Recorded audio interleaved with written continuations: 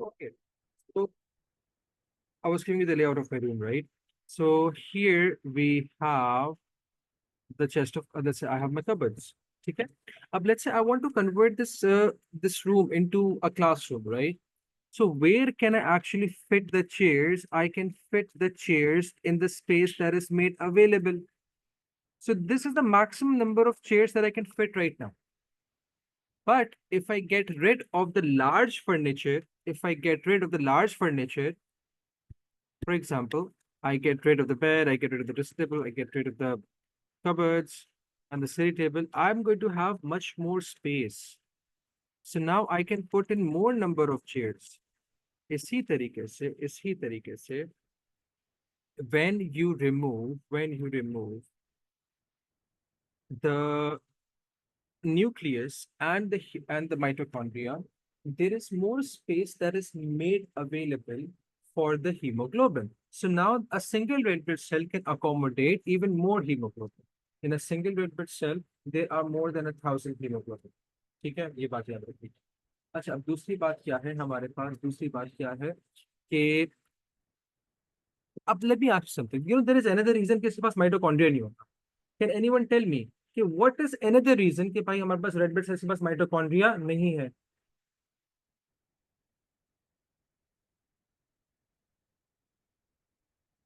Can anyone tell me कि भाई there is another reason कि भाई रेड ब्लड सेल्स के पास माइटोकॉन्ड्रिया नहीं है?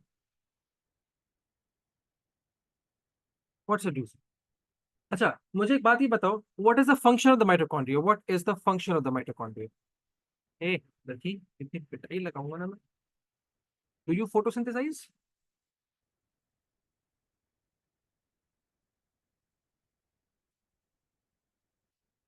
देखा, mitochondria carries out aerobic respiration. Very good, very good, very good, Amna. Mitochondria carries out aerobic respiration.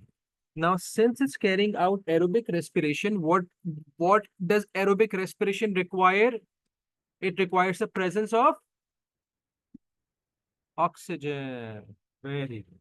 ठीक है. अब let's say, if you guys decide to go all Willy Wonka and you guys open up a chocolate shop and you guys say, you guys ask me to run the place. And if I would eat all the chocolate before the shop even opens, will you guys be able to sell anything? No, you won't. Similarly, अगर हमारे पास अगर हमारे पास red blood cell से mitochondria होता for the process of aerobic respiration, सारी oxygen तो mitochondria ही इस्तेमाल कर लेता. रेड ब्लड सेल पे ट्रांसपोर्ट क्या करता? For that reason, the red blood cells do not have a mitochondria so that it does not use up all the oxygen for the process of aerobic respiration. ठीक है.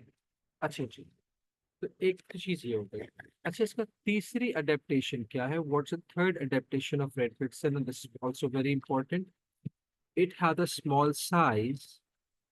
It has a small size of 7 micrometer. UM is micrometer, and a flexible membrane. And it has a flexible membrane. ठीक है. अच्छा. Now, uh, no, they do, Mom. Abraham, they do, but they will do so by the process of anaerobic respiration that occurs in the cytoplasm. Jan. So why does it have a small size and a flex? Why does it have a flexible membrane to be very important? So it can squeeze in where in the capillaries. अब देखो बेटे, हमने क्या देखा था जब लोग capillary के बारे में बात कर रहे थे? इसका डायमीटर भी 7 माइक्रोमीटर था. रेड ब्लड सेल भी 7 माइक्रोमीटर था. अगर रेड ब्लड सेल्स रिजिड होते तो क्या वो कैपिलरीज में जा सकते थे? नहीं जा सकते. ठीक है. They couldn't have squeezed. लेकिन क्योंकि ये फ्लेक्सिबल है तो भाई देख, वही वाली बात है, they can bend a bit since it's flexible. and they can squeeze into the capillaries. All right. तो ये हमारे पास चीज रहती है. This is why the red blood cells or the have a flexible membrane, and these are the three adaptations. These are the three adaptations of the red blood cells. All right. अच्छा जी. Up now that we're done with the adaptations of red blood cells, let's talk about now let's talk about the transport function of the. So you see what blood is basically doing, one of the functions of the blood is to carry out transport. लेकिन बात ये आती है कि sir अगर हम लोग blood में ट्रांसपोर्ट चीजें करवा रहे हैं तो ब्लड में क्या क्या ट्रांसपोर्ट हो रहा है, what is actually being transported, right. तो हम लोगों ने क्या देखा, ब्लड के अंदर बेसिकली अगर हम लोग सारी चीजें कंबाइन करें ना, दो चीजें ट्रांसपोर्ट हो रही हैं. ठीक है. सबसे पहले हमारे पास अगर हम लोग देखें ट्रांसपोर्ट फंक्शन में, सबसे पहले हमारे पास एक्सचेंज ऑफ सब्सटेंसेस आ जाता है. So we have exchange of substances. ठीक है. और वो क्या क्या होते हैं, number one we have gases, right. और दूसरी चीज क्या एक्सचेंज हो रही होती है, the nutrients and waste products. अब हमें जानना ये है, what we need to know is कि अच्छा ये जो एक्सचेंज हो रही है हो किसके बीच में रहा है. Again the respiring tissue, up any tissue that is carrying out respiration, which is practically all of your tissues, all of your cells, तो उनके बीच में और किसके बीच के अंदर एक्सचेंज ऑफ गैसेस हो रहा है, अभी हम लोग देखेंगे. न्यूट्रिएंट्स भी रिस्पायरिंग टिश्यू और किसके बीच में एक्सचेंज हो रहे हैं, इसको भी अभी देखते हैं 2 मिनट के अंदर. ठीक है. अच्छा. अब देखो, अब व्हाट विल डू इज, ये जो ऊपर हम लोगों ने सर्कुलेशन की पूरी डायग्राम बनाई थी ना, हम इसको थोड़ा सा ओवर सिंप्लीफाई कर लेते हैं, इसको हम लोग ओवर सिंप्लीफाई कर लेते हैं. ठीक है. अब let's say right here I have an artery, बहुत बढ़िया हो गई. Right here I have an artery. This artery, as it's moving along, this artery,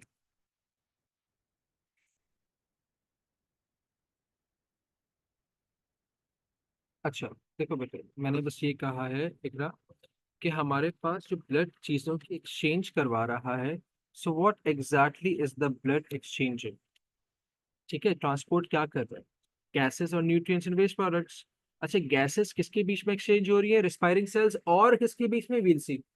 nutrients और वेस्ट प्रोडक्ट किसके बीच में एक्सचेंज हो रहा है, respiring tissue and what, wheel सी. ऊपर जो हम लोगों ने डायग्राम बनाई थी ब्लड वेसल्स की, उसको हम लोग क्या करते हैं, उसको थोड़ा सा हम लोग ओवर सिंप्लीफाई कर लेते हैं.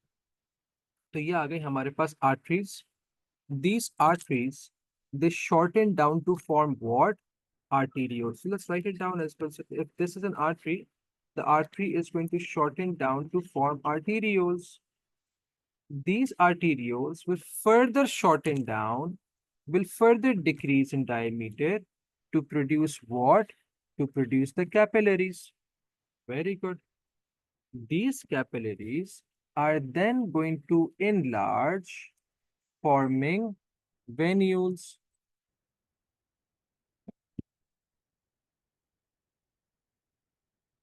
These venules will further enlarge, forming the veins.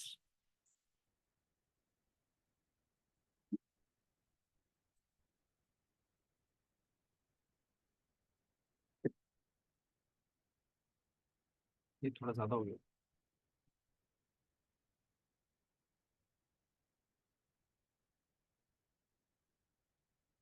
All right.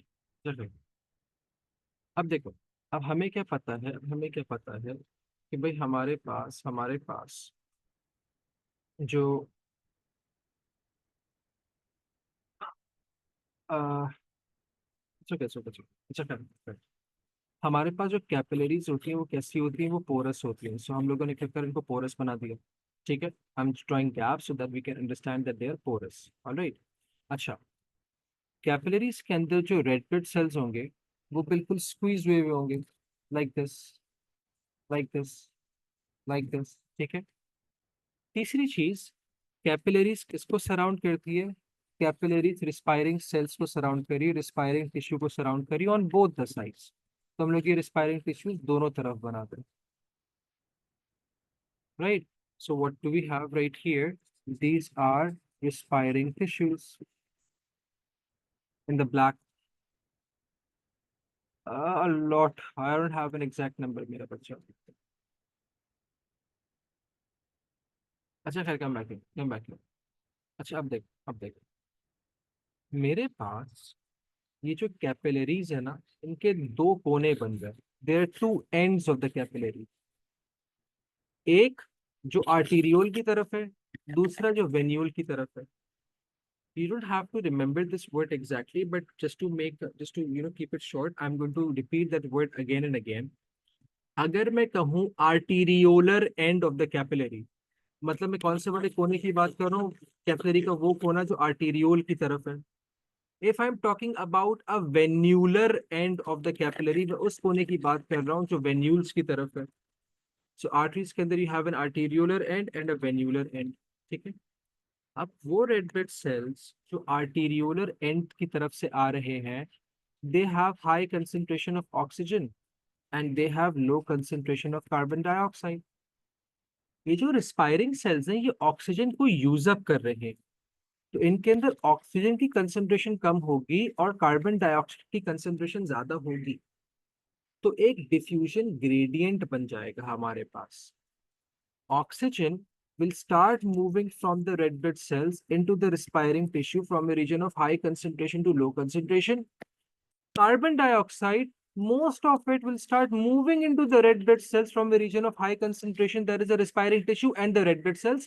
Some of the carbon dioxide may also diffuse into the blood plasma, only about 5%.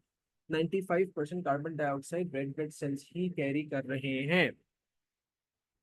तो हमने क्या देखा कि जो मेरे पास गैसियस एक्सचेंज है ना बच्चों, गैसियस एक्सचेंज, वो किसके बीच में हो रहा है? रिस्पायरिंग टिश्यूज और कौन से वाले सेल्स के बीच में हो रहा है? रेड ब्लड सेल्स,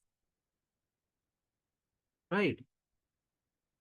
यहाँ तक बात समझ में आ रही है मेरे बच्चा लोग?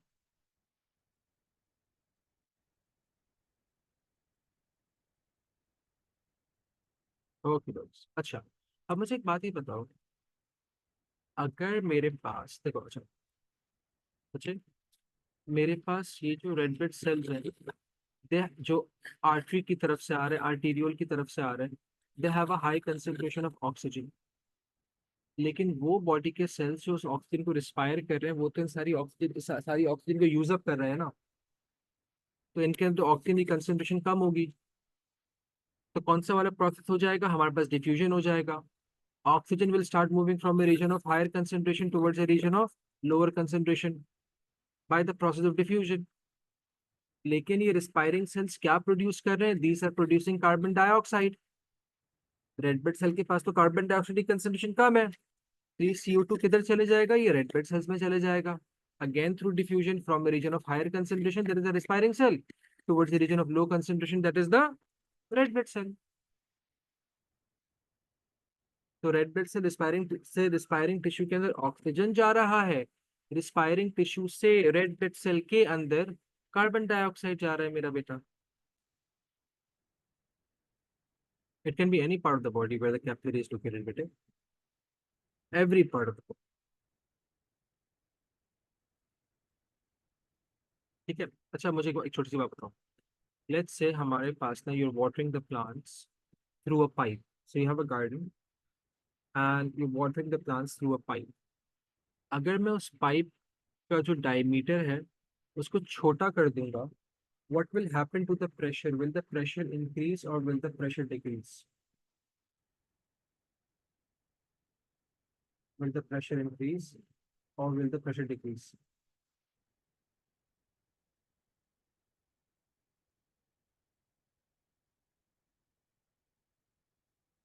The pressure will increase. जितना भी डायमीटर कम करोगे, प्रेशर इंक्रीज हो जाएगा, ठीक है।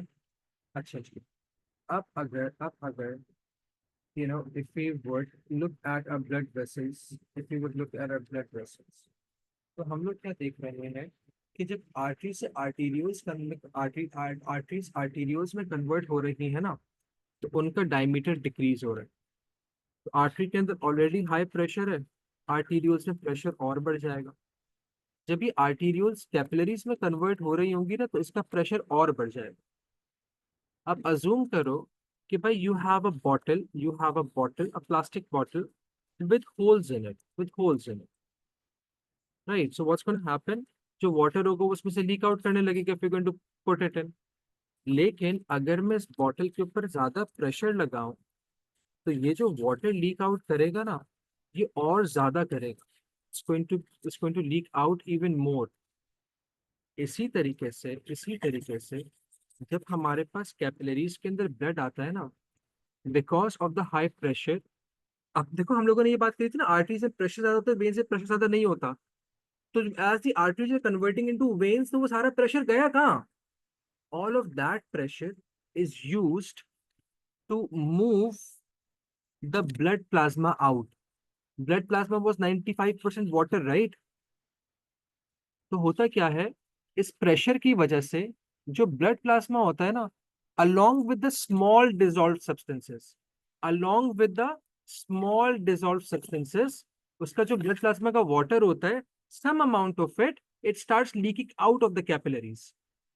as the blood plasma leaks out of the capillary, because of what? Because of, ये बाहर क्यों आ रहा है? Because of high pressure। ये रिस्पायरिंग टिश्यूज को सराउंड कर लेता है। जब वही ब्लड प्लाज्मा रिस्पायरिंग टिश्यू को सराउंड करेगा, you are not going to call it blood plasma any more, you are going to call it tissue fluid. अच्छा sir, what is the difference between the tissue fluid and the blood plasma? Difference क्या है? भाई हमने कहा the tissue fluid the tissue fluid is exactly the same as the blood plasma.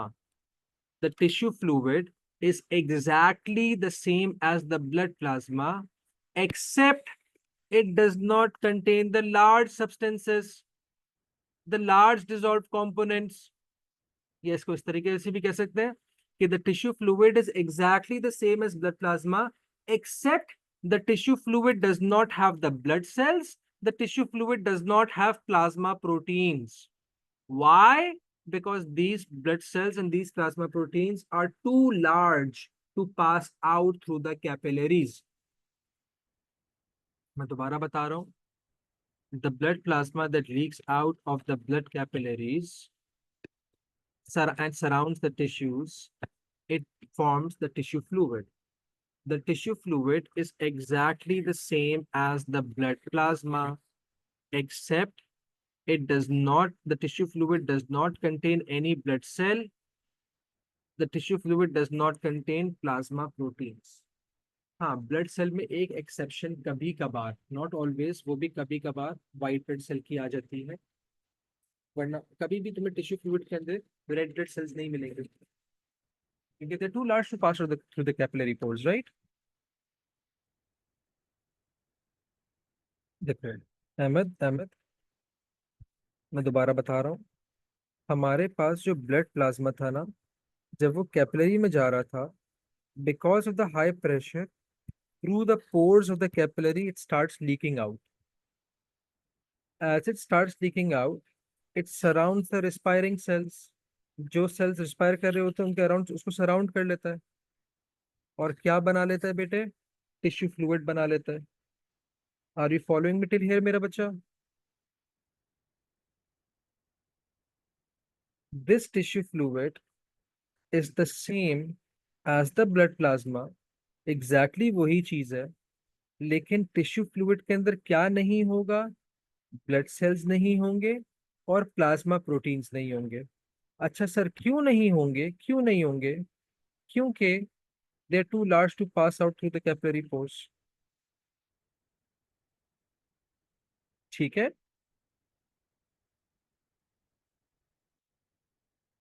All right, all right. अच्छा जी, ये welcome मेरा बच्चा। देखो कोई चीज नहीं समझ पा रहे हो ना, पूछ लिया करो। ठीक है, there is no harm in asking any question. अभी गलतियां करनी है कर लो, अभी नहीं समझ में आ रहा दोबारा समझ लो, वी हैव टाइम। एग्जाम के अंदर खुदारा गलतियां मत करना। अच्छा अब लेट्स से कि भाई जो टिश्यू फ्लूइड बाहर लीक आउट हुआ है ना, इसके अंदर न्यूट्रिएंट्स की कंसंट्रेशन ज्यादा थी। N represents the nutrients, right? Such as glucose, such as amino acids। ये भी तो स्मॉल सब्सटेंस है, ये भी तो लीक आउट हो सकता है ना। लेकिन इस टिश्यू फ्लूइड के अंदर वेस्ट प्रोडक्ट्स कम थे। हम अभी न्यूट्रिएंट्स और वेस्ट प्रोडक्ट्स के बारे में बात कर रहे हैं ना। अच्छा मुझे बताओ, ये जो रिस्पायरिंग सेल्स हैं, ये क्या न्यूट्रिएंट्स प्रोड्यूस कर रहे हैं या ये न्यूट्रिएंट्स को यूज अप कर रहे हैं?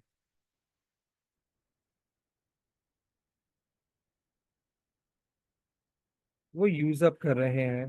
तो इनके अंदर न्यूट्रिएंट्स की कंसंट्रेशन क्या हो जाएगी? कम हो जाएगी। Very good. और ये रिस्पायरिंग सेल्स क्या प्रोड्यूस कर रहे हैं? ये वेस्ट प्रोडक्ट प्रोड्यूस कर रहे हैं। तो क्या टिश्यू फ्लूइड और रिस्पायरिंग सेल्स के बीच में ग्रेडियंट बन के एक डिफरेंस आ गया? हमने कहा बिल्कुल आ गया।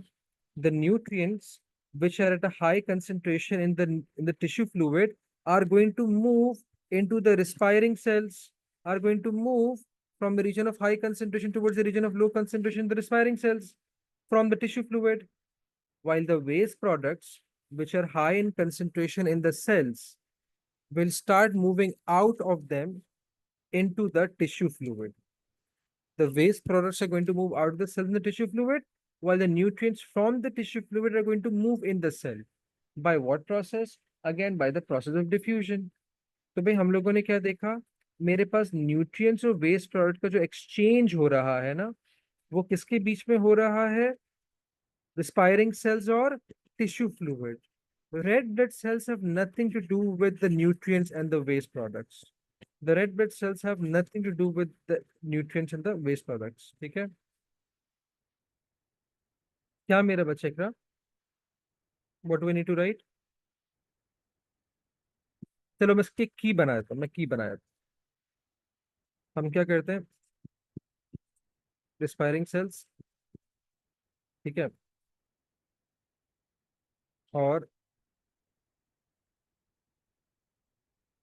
रेड ब्लड सेल्स, ठीक है। What goes in, what goes out, ठीक है। इसको इस तरीके से कर देते हैं। तो रिस्पायरिंग सेल्स के अंदर क्या जा रहा है, अगर हम लोग गैसेस के बारे में बात करें? ऑक्सीजन। बाहर क्या जा रहा है? Carbon dioxide. Red blood cells के अंदर क्या जा रहा है? Carbon dioxide. Red blood cell से बाहर क्या जा रहा है? ठीक है जी। अब सिमिलरली, अब अगर हम लोग बात करें रिस्पायरिंग सेल्स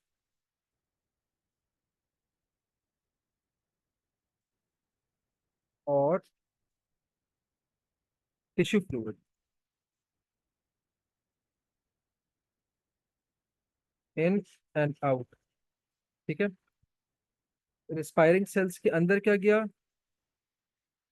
न्यूट्रिएंट्स। और बाहर क्या गया? Waste products.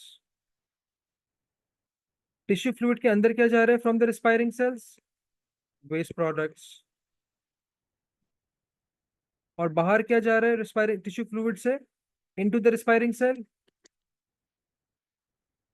अब बात समझ पाई मेरा बेटा? Is this easy enough for you मेरा बच्चा?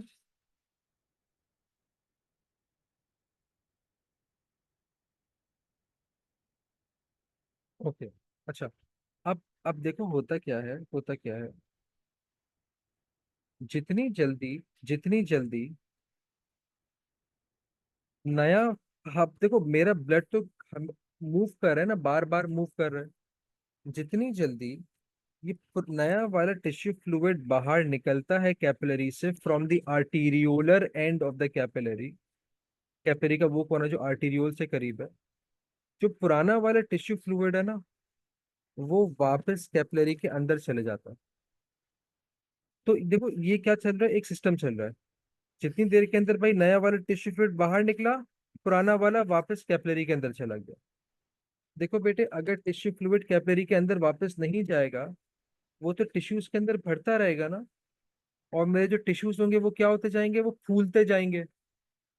आई don't want the water from the blood to get to remain constantly out, I wanted to remain in the blood vessels, right.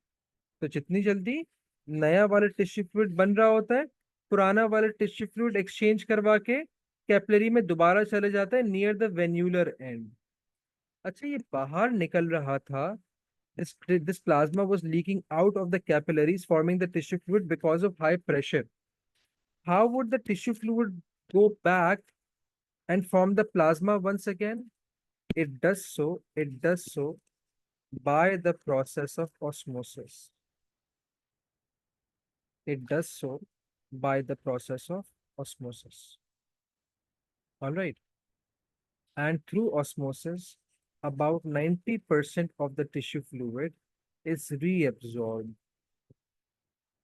अब वो जो 10% टिश्यू फ्लूइड बच गया, उसका क्या होता है, that will see next week, that will see in the, will talk about the lymphatic vessels.